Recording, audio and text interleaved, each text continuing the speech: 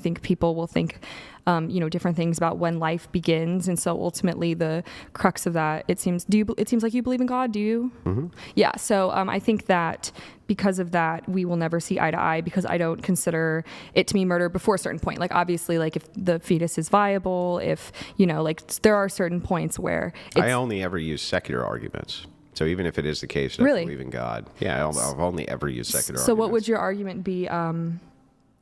That the case for sentience makes no sense, and that scientifically, the established scientific consensus, the legitimate scientific consensus, non-sociological consensus, is that this is a human life at conception immediately.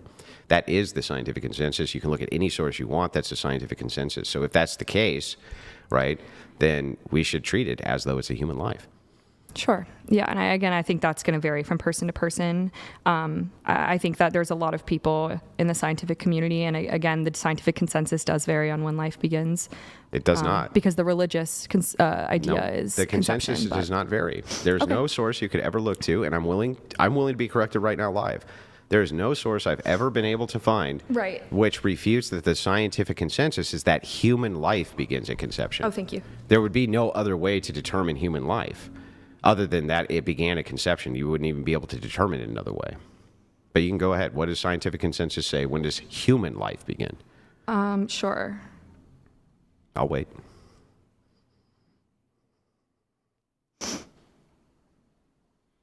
So it's saying that there are three different perspectives: the scientific, philosophical, and religious. Scientific, most biologists agree that a new, unique human organization comes into existence at fertilization. So human life at conception. However, at conception, right? But they're saying that a new human organism, but there's people that have different agreements. That doesn't necessarily necessitate that doesn't mean life. Well, what is life?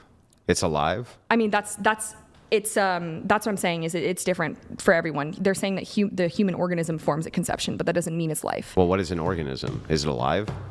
I mean, they're talking about human life. Yeah. Okay. But what is life? An organism would be alive, right?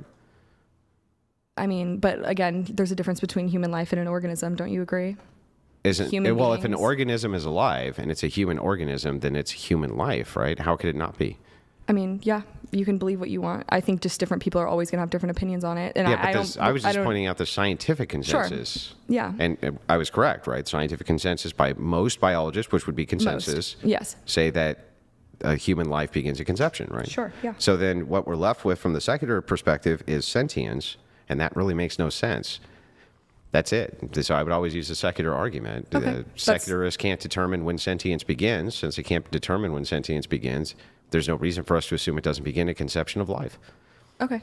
Yeah, I mean, there's different arguments for so I understand your argument's more biological. That makes sense. I understand your argument. I mean, there's different reasons people argue for being pro-choice and pro-life. So pro-life, pro-choice. But, there's different ways of looking at it, and I don't think we'll ever agree. So I don't know. Okay. But good. I enjoy hearing about your arguments and what you have to say. So I've never been, I never heard that specific point. So. Kylie, you mentioned that there were some topics other topics you would have liked to speak on. Is there, from your prompts, would you like to bring any of those up, or? Yeah. Okay. So do you really believe that out of the four components of the four principles of general feminism, which is working to increase gender equality, that's number one, and expanding human choice, number two, how do you suppose that those two things could be problematic? Let's start with expanding human choice, actually. Okay. That's one of my favorite ones. So you're not really for expanding human choice, right? Like, just only kind of? Like, you don't want me to have a choice to be able to drink and drive, right? Sure. Yeah, you don't want me to have a choice to stop at a stop sign? Sure, yeah. Yeah, short of some, externalized emergency. So what choices do you want me to be able to have? Let's start with those. Sure.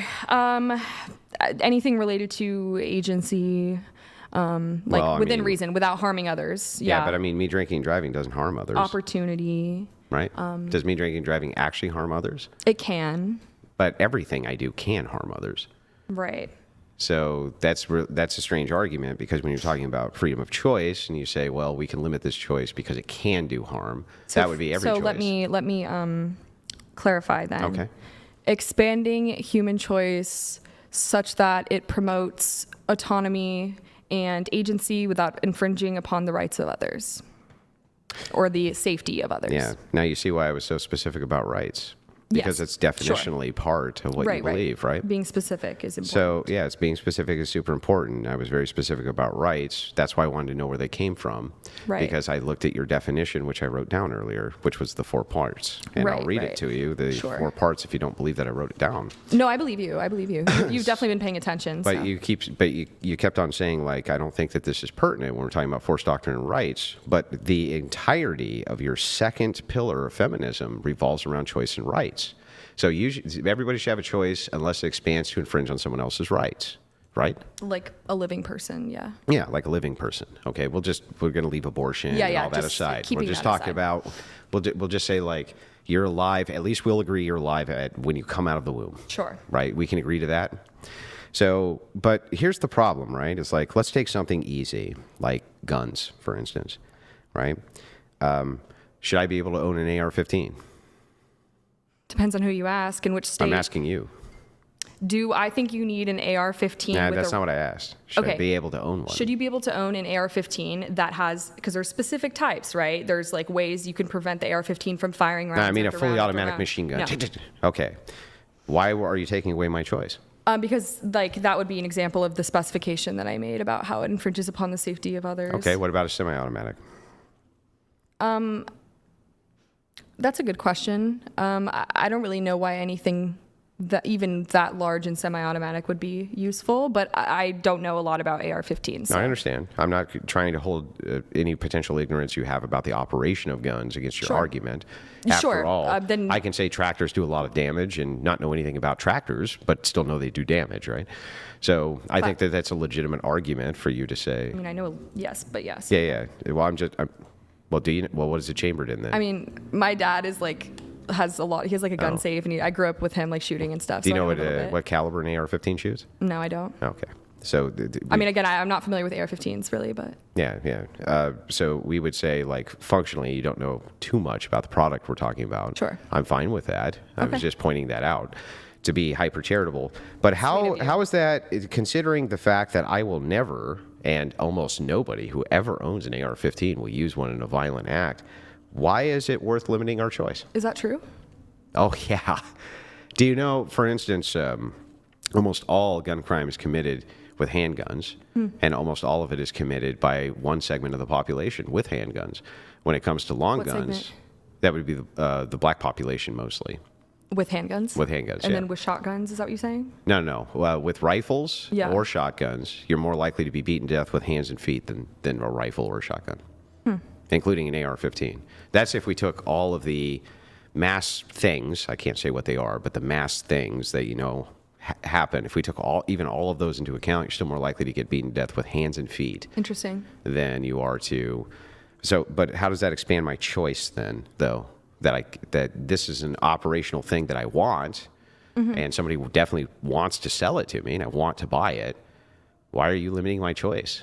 Yeah, I mean, I think that's a good question. I feel like it's very philosophical at that point. I do think like the stigma around owning guns, like I'm definitely for stronger. I just don't understand why anyone would need to own like a fully, like just the fact that if anyone got their hands on it, it just is scary. I don't know why anyone would need to be able to shoot that many rounds that quickly. Well, you believe in rights, right? Yes, the right to own guns, I do believe, is important. Yeah, so that would be a well-regulated militia being necessary to the security of the free state